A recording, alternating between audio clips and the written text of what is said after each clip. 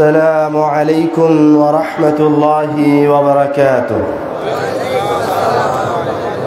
إن الحمد لله نحمده ونستعينه من يهده الله فلا مضل له ومن يضلل فلا هادي له وأشهد أن لا إله إلا الله وحده لا شريك له وأشهد أن محمدا عبده ورسوله أما بعد যাবতীয় প্রশংসা সেই মহান রব্বুল আলামিনের শানে নিবেদিত, যার অশেষ কৃপায় মহিমায় দয়ায় আমরা তার কথা ও তার রাসূলের বাণী শ্রবণের জন্য আজকের এই বিশাল মাহফিলে উপস্থিত হতে পেরেছি। তাই মহান রব্বুল আলামিনের দরবারে জানাই লাখো কোটি শুকরিয়া, আলহামদুলিল্লাহ।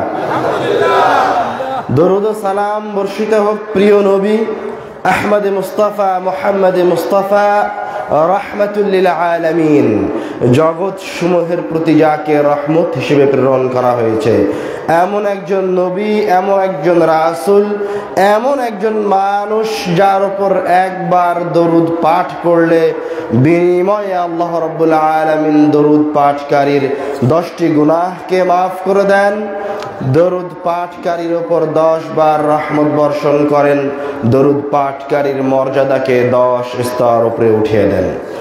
এই মহামানবের প্রতি হাজারো দরুদ ও সালাম বর্ষিত হোক। সকলেই বলি সাল্লাল্লাহু আলাইহি ওয়াসাল্লাম।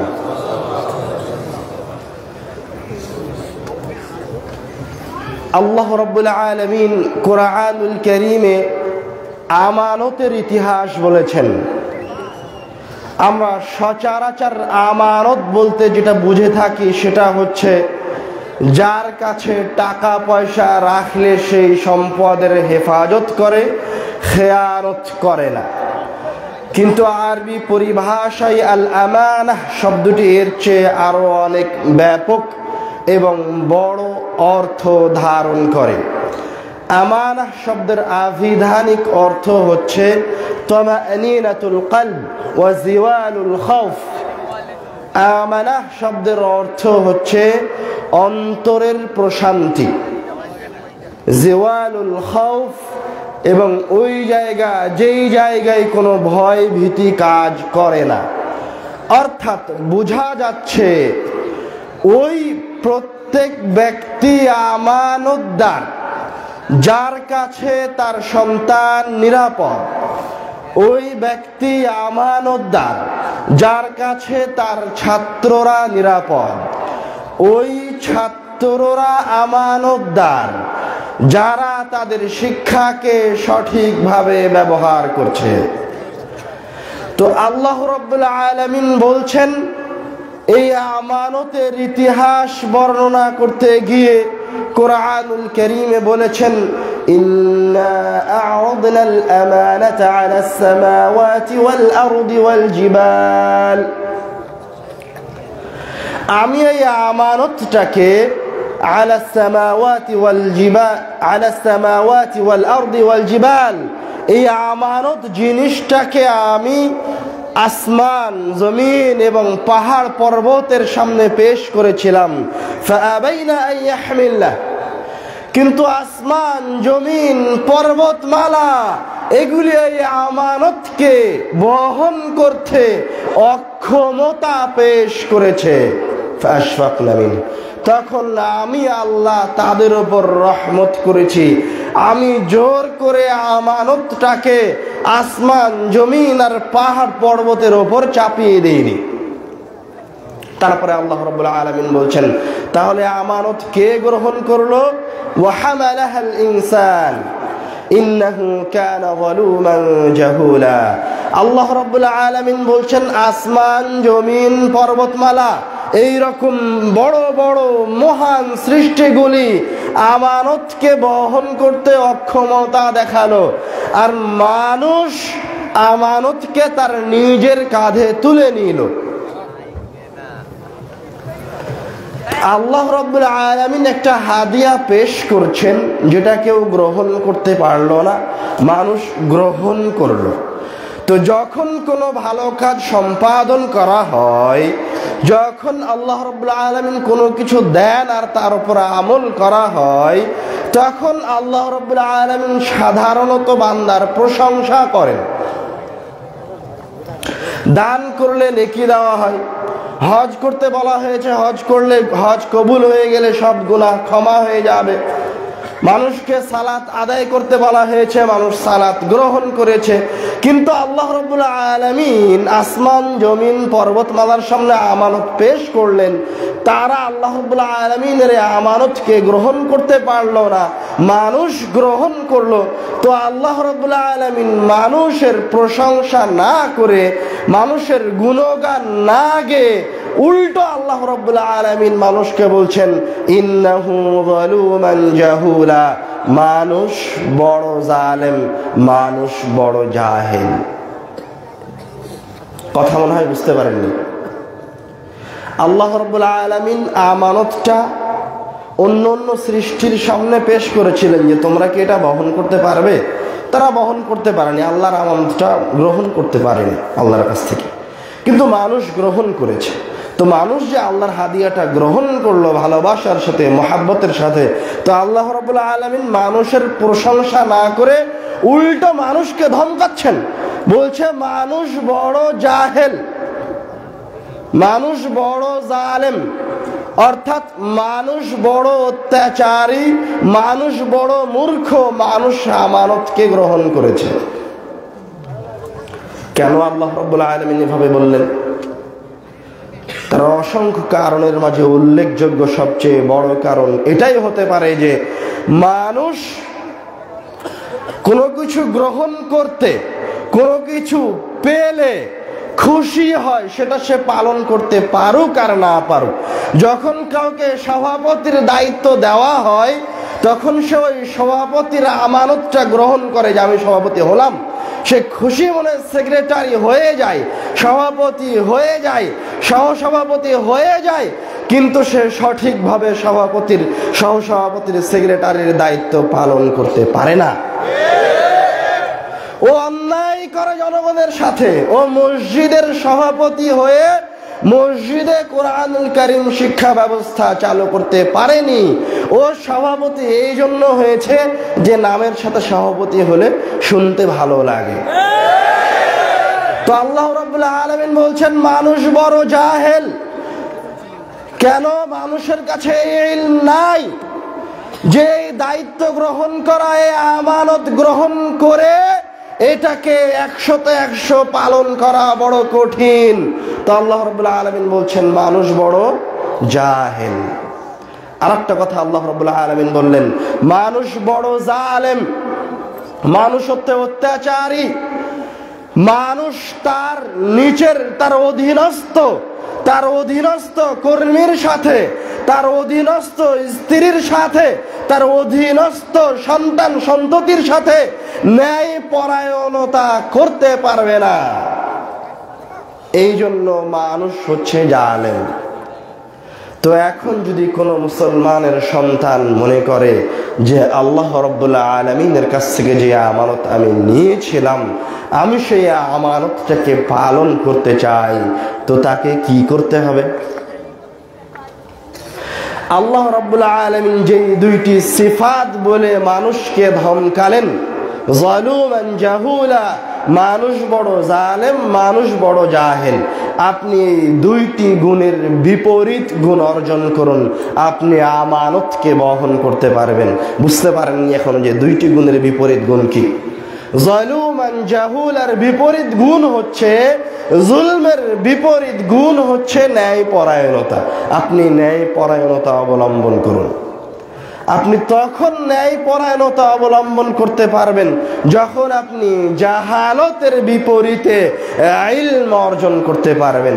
তো আল্লাহ রাব্বুল আলামিন আপনাকে যে দুইটি সিফাতের কথা বলে, যে দুইটি কথা বলে আপনাকে ধমকালেন যে মানুষ মূর্খ, মানুষ জালেম, আপনি বিপরীতে হয়ে যান, মুনসিফ, আদেল, ন্যায় পরায়ণ, বিপরীতে হয়ে যান, জ্ঞানী, ইলম চর্চা করেন, কোরআন তেলাওয়াত করেন, তাহলে আল্লাহ রাব্বুল আলামিন আপনার উপর যে আমানতটা দিয়েছেন এই আমানতটা বহন করা সহজ হবে। আমানতের মাঝে, আমানত যত আমানত আছে তার মাঝে সর্বশ্রেষ্ঠ আমানত হচ্ছে তাওহীদ। সর্বশ্রেষ্ঠ আমানত তাওহীদ মানে আপনি আপনার নিজেকে শিরক থেকে মুক্ত রাখবেন আর আল্লাহ রাব্বুল আলামিনের একত্ববাদকে প্রতিপালন করবেন আপনার অন্তরে। এটা হচ্ছে সর্বশ্রেষ্ঠ আমানত।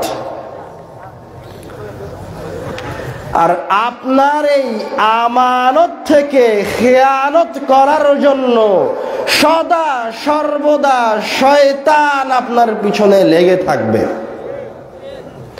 শয়তান আপনাকে কোনোভাবেই আপনার শ্রেষ্ঠ আমানত তাওহীদুল্লাহ, আল্লাহ রাব্বুল আলামিনের সাথে শিরক না করে থাকতে দিবে না। শয়তান আপনাকে শিরকের মাঝে নিয়ে যাওয়ার জন্য জান প্রাণ বাজি রেখে চেষ্টা করবে। আপনি জানেন, শয়তান খুব ভালোভাবে জানে যে আপনাকে সরাসরি শিরক করানো যাবে না। আপনাকে যদি বলা হয় যে তুমি আর একজনকে ইলাহ হিসেবে মানো আল্লাহ ছাড়া, তো আপনি মরে গেলেও, আপনার নিঃশ্বাস বন্ধ করে দেওয়া হলেও, আপনাকে কেটে টুকরো টুকরো করা হলেও আপনি কোনোদিন আল্লাহ রাব্বুল আলামিনের সাথে শিরক করবেন না। কিন্তু শয়তান আপনাকে সুন্দরভাবে একটা পদ্ধতিতে নিয়ে এসে তাওহীদ থেকে সরিয়ে শিরক করাবে। যেমন আমি আজকের আলোচনার পূর্বের আলোচনায় বলেছিলাম যে শয়তান মানুষকে কোরআনকে দিয়ে শিরক করাবে, শয়তান মানুষকে কোরআনকে দিয়ে বেদাত করাবে। সেটা কিভাবে? কোরআনকে দিয়ে মানুষ শিরক করবে? হ্যাঁ, কোরআনকে দিয়ে মানুষ শিরক করবে। আল্লাহ রাব্বুল আলামিন, রাসূল সাল্লাল্লাহু আলাইহি ওয়াসাল্লাম যত জায়গায় কোরআনের ফজিলতের কথা বলেছেন, যত জায়গায় বলেছেন যে কেউ যদি কোরআনুল কারীম থেকে কোনো উপকার নিতে চায় তো তাকে কোরআনুল কারীম তেলাওয়াত করে উপকার নিতে হবে। যেমন রাসূল সাল্লাল্লাহু আলাইহি ওয়াসাল্লাম বলছেন, ইযা আওয়াইতা ইলা ফিরাশিকা ফাকরা আয়াতুল কুরসি, তুমি যখন বিছানায় শুইতে যাবে তখন তুমি আয়াতুল কুরসি তেলাওয়াত করো। লান ইয়াজালা আলাইকা মিনাল্লাহি হাফিযুন ওয়ালা ইয়াকরুবুকা শাইতান, তুমি যদি আয়াতুল কুরসি তেলাওয়াত করো তাহলে তুমি যতক্ষণ পর্যন্ত, তোমার সকাল হওয়া পর্যন্ত আল্লাহর পক্ষ থেকে তোমার কাছে একজন পাহারাদার নিযুক্ত থাকবে, কেউ তোমার কোনো ক্ষতি করতে পারবে না। এ কথা রাসূল বলছেন যে তুমি আয়াতুল কুরসি তেলাওয়াত করে, আয়াতুল কুরসি তেলাওয়াত করে শয়তান থেকে পরিত্রাণ প্রার্থনা করো। তুমি আয়াতুল কুরসি তেলাওয়াত করলে শয়তান তোমার আশেপাশে আসতে পারবে না। স্বয়ং আল্লাহর পক্ষ থেকে তোমার জন্য একজন বডিগার্ড নিযুক্ত করা হবে। কিন্তু ওই জায়গায় শয়তান বলছে তুমি তাবিজ গলায় ঝুলিয়ে নাও, শয়তান তোমার কাছে আসতে পারবে না। তো আপনি যে তাবিজের উপর বিশ্বাস নিয়ে আসলেন, শয়তান যদি আপনাকে সরাসরি বলতো কোরআনুল কারীমের আয়াতুল কুরসি ছেড়ে দিয়ে তাবিজ গলায় ঝুলিয়ে নাও, শয়তান তোমার কাছে আসতে পারবে না, তো আপনি কোনোদিন তাবিজ গলায় ঝুলাতেন না। এই জন্য শয়তান কি করেছে? আপনাকে বলছে এই তাবিজে কোরআনুল কারীমের আয়াতগুলি সংখ্যায় রূপান্তরিত করে লিপিবদ্ধ করা আছে, এইটি গলায় ঝুলালে তুমি যেন কোরআনুল কারীমকে সাথে নিয়ে আছো। এই জন্য শয়তান তোমার আর কোনো ক্ষতি করতে পারবে না। তো আপনি তো আবেগী, আপনি তো মনে করেন বাস্তবেই তো কোরআনুল কারীম বড় শক্তিশালী, কোরআনুল কারীমের অনেক ক্ষমতা আছে, অনেক গুণাগুণ আছে, কোরআনুল কারীম যদি আমার সাথে থাকে এই তাবিজের মাধ্যমে তাহলে তো শয়তান আসলেই আমার নিকটবর্তী হতে পারবে না। এইভাবে শয়তান আপনাকে কি করাচ্ছে? শিরকে নিয়ে যাচ্ছে। কেন? জানে যে আপনি সরাসরি শিরক করবেন না। ঠিক হুবাহু এইভাবেই কোরআনুল কারীমকে দিয়ে শয়তান আপনাকে বেদাত করাবে। দেখেন আয়েশা রাদিয়াল্লাহু তাআলা আনহা বলছেন, كان رسول الله صلى الله عليه وسلم إذا مرض أحد من أهله রাসূল সাল্লাল্লাহু আলাইহি ওয়াসাল্লামের পরিবারের কেউ অসুস্থ হয়ে গেলে রাসূল তার শরীরে নাস ফালাক ইখলাস পড়ে ফু দিয়ে দেন। আয়েশা রাদিয়াল্লাহু তাআলা আনহা থেকে বর্ণিত আরেকটা হাদিসে তিনি বলছেন, রাসূল সাল্লাল্লাহু আলাইহি ওয়াসাল্লাম নিজে অসুস্থ হলে কানা ইয়ানফুসু আলা নাফসিহি, তার নিজের শরীরে ফু দিতেন। আরেকটা হাদিসে আয়েশা রাদিয়াল্লাহু তাআলা আনহা বলছেন, যখন রাসূল সাল্লাল্লাহু আলাইহি ওয়াসাল্লাম মুমূর্ষু, হাত পা নড়াতে পারেন না, কথা বলতে পারেন না, তখন আয়েশা রাদিয়াল্লাহু তাআলা আনহা বলছেন, কুনতু আকরাউ আলাইহা ওয়া আমসাহু বিয়াদিহি আলাইহি, তখন আমি আয়েশা নাস ফালাক ইখলাস তেলাওয়াত করছিলাম আর রাসূলের হাতটা আমার হাতটা দিয়ে তার শরীরটা মাসাহ করে দিচ্ছিলাম। তো একাধিক হাদিস প্রমাণ করছে যে মানুষ মরার আগ পর্যন্ত তেলাওয়াত করবে, মানুষ মরার আগ পর্যন্ত কোরআনকে দিয়ে চিকিৎসা নিবে, মানুষ মরার আগ পর্যন্ত কোরআনকে দিয়ে বিপদ থেকে বাঁচার চেষ্টা করবে। এ কথা একাধিক হাদিসে এসেছে, একাধিক আয়াতে এসেছে, কিন্তু এই প্রমাণ কোরআনুল কারীমের কোথাও নাই, হাদিসের কোথাও নাই যে মানুষ মারা যাওয়ার পর কোরআনুল কারীম মানুষের সরিষা সমপরিমাণ উপকার করতে পারে, এটা কোথাও নাই। কিন্তু শয়তান এবার আপনার ইবাদতকে বিকৃতি করে দিয়েছে। আপনার কোরআন তেলাওয়াত করার কথা ছিল জীবিত অবস্থায়। আপনার বাপ যখন অসুস্থ, আপনার মা যখন অসুস্থ, তখন আপনার দায়িত্ব ছিল আপনার বাপের পাশে বসে কোরআন তেলাওয়াত করবেন। আপনার দায়িত্ব ছিল আপনার মুমূর্ষু সন্তানের পাশে বসে কোরআন তেলাওয়াত করবেন। কিন্তু শয়তান ওই সময় আপনাকে কোরআন তেলাওয়াত করতে দেয়নি। তখন শয়তান আপনাকে কোরআন তেলাওয়াত করতে দেয়নি, কেননা তখন কোরআন তেলাওয়াত করলে আপনি কোরআনুল কারীম থেকে ফজিলত পেয়ে যেতেন। তখন কোরআন তেলাওয়াত করলে আপনাকে আরোগ্য দিয়ে দিত আল্লাহ রাব্বুল আলামিন। তখন কোরআন তেলাওয়াত করলে আল্লাহ রাব্বুল আলামিন তাকে সুস্থ করে দিত।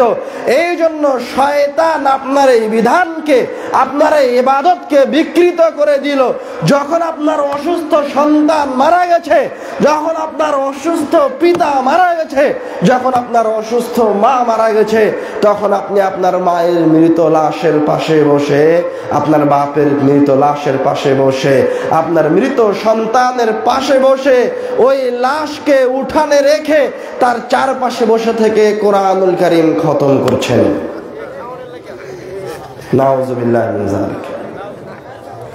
শয়তান জানে আপনি রাসূলকে অপমান সরাসরি করবেন না, এই জন্য আপনাকে একটা পদ্ধতিতে নিয়ে এসেছে। আর আপনি আসল জায়গায় ফিরে যান, যে জায়গায় মানুষ শয়তানের সাথে মানুষের পরিচয় হয়েছে। মানুষের সাথে সর্বপ্রথম শয়তানের পরিচয় হয়েছে কোথায়? আদম আলাইহিস সালামের সাথে। আদম আলাইহিস সালাম একজন নবী, যাকে আল্লাহ রাব্বুল আলামিন নিজে হাতে বানিয়েছেন। সকলের পিতা আল্লাহ রাব্বুল আলামিন আদম আলাইহিস সালামকে বললেন, তুমি এই গাছের নিকটবর্তী হবে না, এই গাছের ফল খাবে না। তো কেউ যদি আদম আলাইহিস সালামকে সরাসরি বলতো, শয়তান যদি আদম আলাইহিস সালামকে সরাসরি এই কথা বলতো যে আল্লাহ তোমাকে এই গাছের ফল ভক্ষণ করতে নিষেধ করেছে, আল্লাহ তোমাকে এই গাছের ফল খেতে নিষেধ করেছে, তুমি এই গাছের ফল খাও, আল্লাহ তোমাকে এই জন্য এই গাছের ফল খেতে নিষেধ করেছে, কেননা তুমি যদি এই গাছের ফল খাও তাহলে তুমিও চিরঞ্জীব হয়ে যাবে, তুমিও যদি এই গাছের ফল খাও তাহলে তুমিও চিরস্থায়ী রাজত্ব অর্জন করবে। এই কথা যদি শয়তান আদম আলাইহিস সালামকে বলতো, তো আদম আলাইহিস সালাম কোনদিন মরে গেলেও, আদম আলাইহিস সালামকে আবারও টুকরা টুকরা করা হলেও আদম আলাইহিস সালাম ওই ফল ভক্ষণ করতেন না। আদম আলাইহিস সালাম ওই ফল ভক্ষণ করতেন না। আদম আলাইহিস সালাম ওই ফল ভক্ষণ করতেন না। কিন্তু শয়তান জানে, শয়তান এই কথা খুব ভালোভাবে জানে যে আমি যদি আদমকে এভাবে বলি তাহলে বাস্তবে আদম এ ফল কোনোদিন খাবে না। এই জন্য শয়তান একটা পদ্ধতি অবলম্বন করেছে। কি পদ্ধতি? শয়তান আদম আলাইহিস সালামের কাছে এসে বলছে, আদম আর হাওয়ার সামনে এসে বলছে, ইন্নী লাকুমা লামিনান নাসিহিন, হে আদম হে হাওয়া, আমি তোমাদের জন্য নসিহত দানকারী। শয়তান আদম আলাইহিস সালাম আর হাওয়া আলাইহিস সালাতু ওয়াস সালামের কাছে এসেছে কি হিসেবে? নসিহত দানকারী হিসেবে। আদমকে এসে বলছে, হে আদম হে হাওয়া, আমি তোমাদের উপদেশটা, আমি তোমাদেরকে খুব ভালোবাসি, আমি তোমাদেরকে একটা উপদেশ দেওয়ার জন্য এসেছি। এই উপদেশ তোমাদের খুব কাজে দিবে, তোমরা এই গাছের ফল খেয়ে নাও, চিরঞ্জীব হয়ে যাবে। এখন যখন আদম আলাইহিস সালামকে শয়তান বলছে উপদেশটা, আদম আলাইহিস সালাম তো আর শয়তানের সাথে পরিচিত নয়। যখন তার সামনে ভালো হিসেবে পেশ করা হয়েছে ফল খাওয়াকে, যে ফলের এরকম এরকম উপকারিতা আছে, আর আমি শয়তান, এ কথা শয়তান বলছে না যে আমি শয়তান। আদমকে কি বলছে? আমি তোমার জন্য উপদেশটা, আমি নসিহতকারী। ইন্নী লাকুমা লামিনান নাসিহিন, স্বয়ং আল্লাহ নিজে কোরআনুল কারীমের আয়াতে বলছেন যে শয়তান আদমকে এসে এই কথা বলেছিল যে ইন্নী লাকুমা লামিনান নাসিহিন, আমি তোমাদের জন্য উপদেশদাতা। এখন আদম আলাইহিস সালাম উপদেশদাতার উপদেশ গ্রহণ করে নিলেন। যখন গ্রহণ করে নিলেন তখন আল্লাহ রাব্বুল আলামিন তাদেরকে জান্নাত থেকে বের করে দিলেন। তখন এবার আদম বুঝতে পারলো যে এই জায়গায় আরেকজন আছে, এই জায়গায় আরেকজন আছে যে সদা সর্বদা আমার সাথে শত্রুতা করবে। আর একটা কথা স্পষ্ট ভাবে শুনে রাখেন, ইবলিস কি মারা গেছে? মারা যায়নি। আপনার বয়স কত হতে পারে? সর্বোচ্চ ধরে নিলাম ৭৭ বছর। আর ইবলিস আজ হাজার হাজার বছর থেকে, লক্ষ কোটি কোটি বছর থেকে আপনাকে পথভ্রষ্ট করে আসছে। আপনার বাপ দাদাকে পথভ্রষ্ট করেছে, তার বাপ দাদাকে পথভ্রষ্ট করেছে। আপনাকে পথভ্রষ্ট করতে হবে কিভাবে? আপনাকে দিয়ে শিরক করাতে হবে কিভাবে? আপনাকে দিয়ে বেদাত করাতে হবে কিভাবে?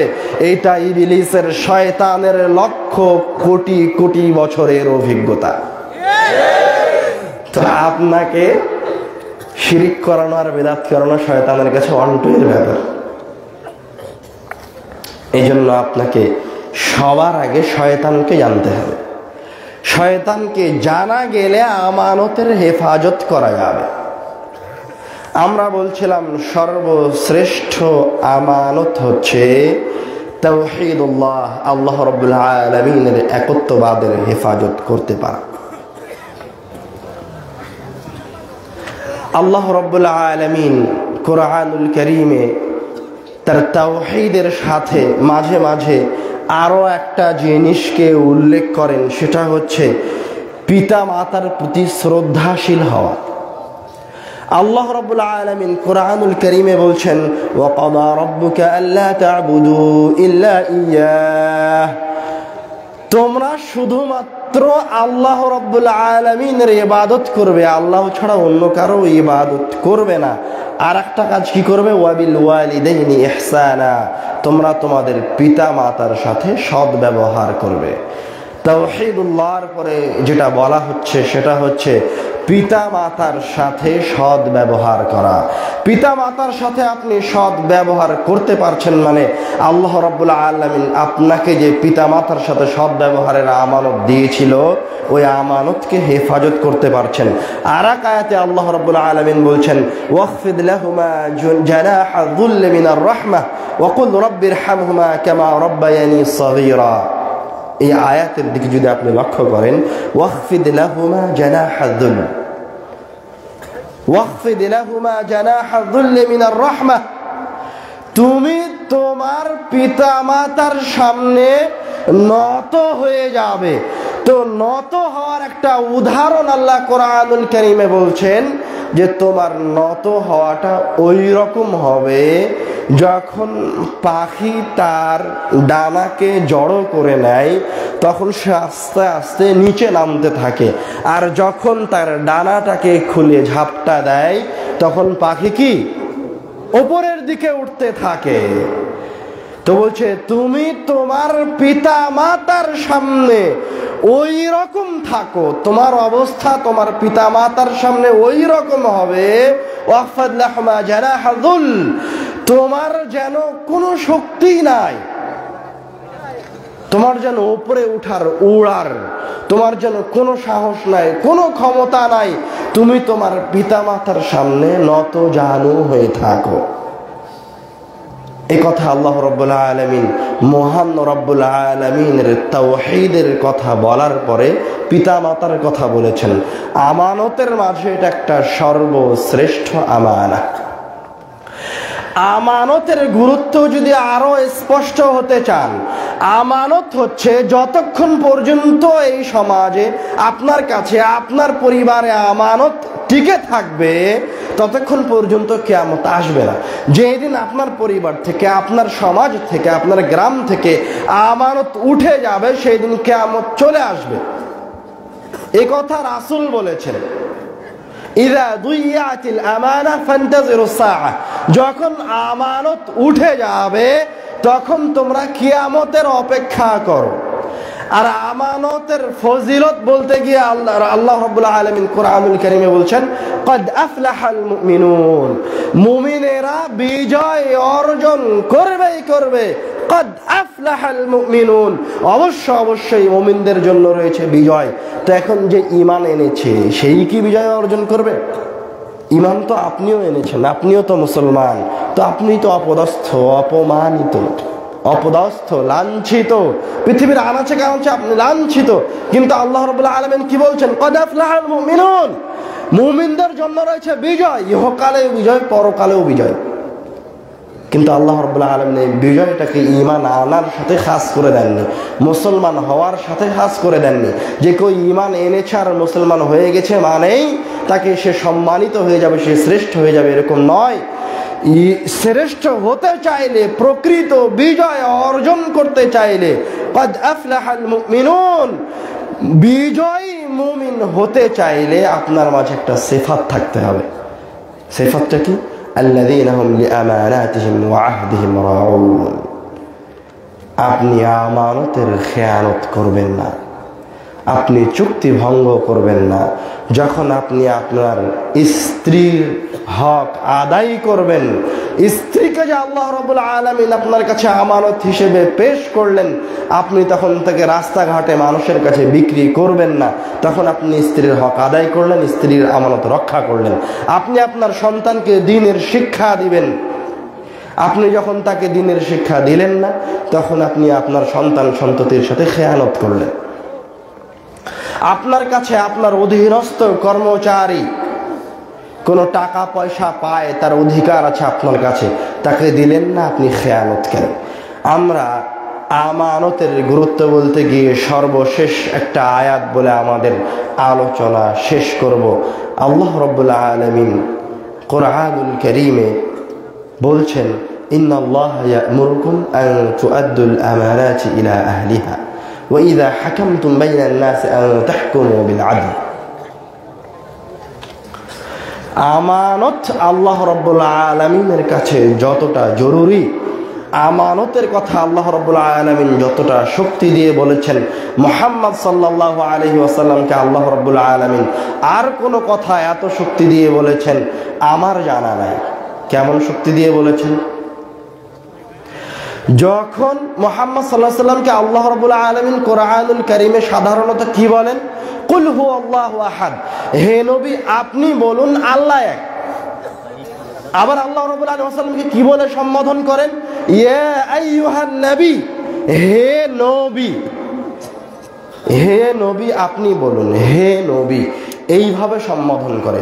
কিন্তু একটা আয়াতে আল্লাহ রাব্বুল আলামিন মুহাম্মদ সাল্লাল্লাহু আলাইহি ওয়াসাল্লামকে আর তার অনুসারীদেরকে ওই বাক্য ব্যবহার করে বলছেন যেই বাক্যটা আল্লাহ রাব্বুল আলামিন বনি ইসরাইলের সাথে ব্যবহার করেছিলেন। আল্লাহ রাব্বুল আলামিন বনি ইসরাইলকে বলেছিলেন, ইন্নাল্লাহা ইয়া'মুরুকুম আন তাযবাহু বাকারা। বনি ইসরাইলকে বলেছিলেন তোমরা যে ফিতনা সৃষ্টি করেছো ওই ফিতনা থেকে বের হয়ে আসার জন্য ইন্নাল্লাহা ইয়া'মুরুকুম, নিশ্চয় আল্লাহ তোমাদেরকে নির্দেশ দিচ্ছেন, আন তাযবাহু বাকারা, তোমরা গরু জবাই করো। ইন্নাল্লাহা ইয়া'মুরুকুম, এই বাক্যাংশটা আল্লাহ রাব্বুল আলামিন বনি ইসরাইলের সাথে ব্যবহার করেছেন। আর এই বাক্যাংশটা এক জায়গায় আল্লাহ রাব্বুল আলামিন মুহাম্মদ সাল্লাল্লাহু আলাইহি ওয়াসাল্লাম আর তার উম্মতের সাথে ব্যবহার করেছেন। কোথায়? এই আয়াতের সাবাবুন নুজুলে আসলে বুঝতে পারবেন। মুহাম্মদ সাল্লাল্লাহু আলাইহি ওয়াসাল্লাম যখন মক্কা বিজয় করলেন, মক্কা বিজয় করে কাবা ঘরে তিনি সালাত আদায়ের জন্য প্রবেশ করবেন, তো কাবা ঘরের চাবি কার কাছে থাকতো? কাবা ঘরের চাবি থাকতো উসমান বিন আবু তালহার কাছে। তাদের গোত্র অনুসারে তারা শত শত বছর ধরে, হাজার বছর ধরে কাবা ঘরের দরজা খোলা আর বন্ধ করার কাজে নিয়োজিত ছিল। তো রাসূল সাল্লাল্লাহু আলাইহি ওয়াসাল্লাম যখন মক্কা বিজয় করলেন, তখন কাবা ঘরে ঢুকছেন সালাত আদায়ের জন্য। তখন ওসমান বিন আবু তালহা একজন মুশরিক, তখন ঈমান আনয়ন করেননি। ওসমানের কাছ থেকে আল্লাহর রাসূল কাবা ঘরের চাবিটা নিয়ে নিলেন, দিয়ে কাবা ঘরের গেট খোলা আর বন্ধ করার দায়িত্ব দিয়েছেন ওসমান। উনি এখনো ইসলাম গ্রহণ করেননি। একজন মুশরিকের বিপরীতে রাসূল সাল্লাল্লাহু আলাইহি ওয়াসাল্লামের একজন শ্রেষ্ঠ সাহাবী আব্দুল্লাহ ইবনে আব্বাসের হাতে, ওই সাহাবী যাকে আল্লাহর রাসূল বুকে জড়িয়ে ধরে দোয়া করেছেন, আল্লাহুম্মা ফাক্কিহু ফিদ-দীন ওয়া আল্লিমহু তা'ওয়িল, একজন মুশরিকের বিপরীতে একজন শ্রেষ্ঠ সাহাবীর হাতে রাসূল সাল্লাল্লাহু আলাইহি ওয়াসাল্লাম কাবা ঘরের চাবি, কাবা ঘরের দায়িত্ব বুঝিয়ে দিচ্ছেন। ইবনে আব্বাস রাদিয়াল্লাহু তাআলা আনহু কাবা ঘরের চাবি নিলেন, দায়িত্ব বুঝে নিলেন। মুহাম্মদ সাল্লাল্লাহু আলাইহি ওয়াসাল্লাম এবার কাবা ঘরে প্রবেশ করেছেন, সালাত আদায় করবেন। তাই এবার কাবা ঘরে অবস্থানরত অবস্থায় মুহাম্মদ সাল্লাল্লাহু আলাইহি ওয়াসাল্লাম কাবা ঘরে ঢুকেছেন। কাবা ঘরের ভিতরে তখন আল্লাহ রাব্বুল আলামিনের পক্ষ থেকে ওহী আসলো, ইন্নাল্লাহা ইয়া'মুরুকুম আন তুআদ্দুল আমানাহ। ওই বাক্য ব্যবহার করে আল্লাহ রাব্বুল আলামিন মুহাম্মদ সাল্লাল্লাহু আলাইহি সাল্লামকে নির্দেশ দিচ্ছেন, যেই বাক্য ব্যবহার করে বনি ইসরাইলকে নির্দেশ দিয়েছিলেন। বলছেন, ইন্নাল্লাহা ইয়া'মুরুকুম, নিশ্চয় আল্লাহ রাব্বুল আলামিন তোমাকে আর তোমার সাহাবীদেরকে এই বিষয়ে নির্দেশ দিচ্ছেন যে আন তুআদ্দুল আমানাহ, তোমরা আমানতকে তার হকদারের কাছে পৌঁছে দাও, তোমরা আমানতদার হও।